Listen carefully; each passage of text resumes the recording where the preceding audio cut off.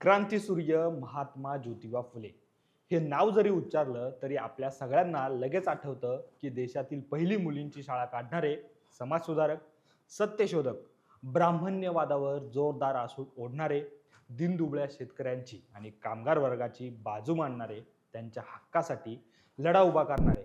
पण याही पलीकडे महात्मा फुले यांची ओळख आहे.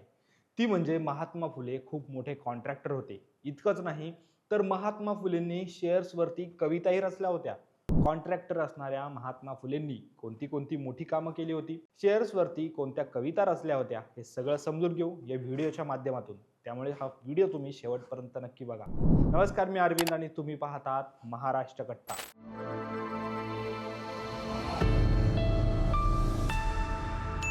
सत्यशोधक महात्मा फुलेंचा आदर्श हा पुरोगामी महाराष्ट्राची ओळख आहे. पण समाज सुधारवत असतानाच महात्मा फुले यांनी कधीच लोकवर्गणी किंवा देणग्या गोळा करून लढा उभारला नाही. तर उद्योजक म्हणून त्यांनी प्रचंड पैसे कमावले. त्यामुळे पुण्यातील श्रीमंत व्यक्तींमध्ये महात्मा फुलेंचा त्यावेळी बराच वरच्या क्रमांकावर नंबर होता. पण हे पैसे त्यांनी गोरगरिबांच्या कल्याणासाठी खर्च केले. त्यामुळे केवळ समाजसुधारक नाही, तर एक उद्योजक आणि अर्थतज्ञ अशी ही महात्मा फुले यांची ओळख होती. आणि या सगळ्यात महत्त्वाचं म्हणजे 150 वर्षापूर्वी याच महात्मा फुले यांनी शेअर्सवर कविता रचली होती. त्या ओळी अशा होत्या: शेअर घेणाऱ्या सगळा भालदोरी, पावतीत सारी जडीबुटी, पैसे बुडवल्यास नाही त्यास दात, सुका आशीर्वाद भेटीसाठी, उचलल्या परी खिसे कातरती, तोंड लपवती ज्योती म्हणे. म्हणजे शेअर्स विकत घेत असताना त्याची पावती हीच जडीबुटी आहे आणि व्यवहार करताना किती काळजी घेतली पाहिजे आणि पारदर्शकता कशी असावी हेच महात्मा फुले यांनी या ओळींमधून सांगितलं आहे. तर पुणे कमर्शियल आणि कॉन्ट्रॅक्टिंग कंपनीचे महात्मा फुले कार्यकारी संचालक होते. त्यामुळे कॉन्ट्रॅक्टर म्हणून महात्मा ज्योतिराव फुले यांच्या कंपनीने पुण्यात एरवाड्याचा पूल बांधला, कात्रजचा बोगदा बांधला, खडकवासला धरणाचा कालवाही बांधला.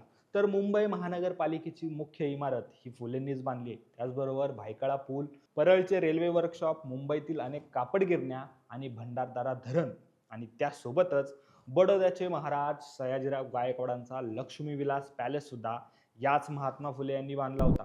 इतकंच नाही, तर महात्मा फुले यांच्या कंपनीतर्फे पुस्तक प्रकाशन सुद्धा करत होते.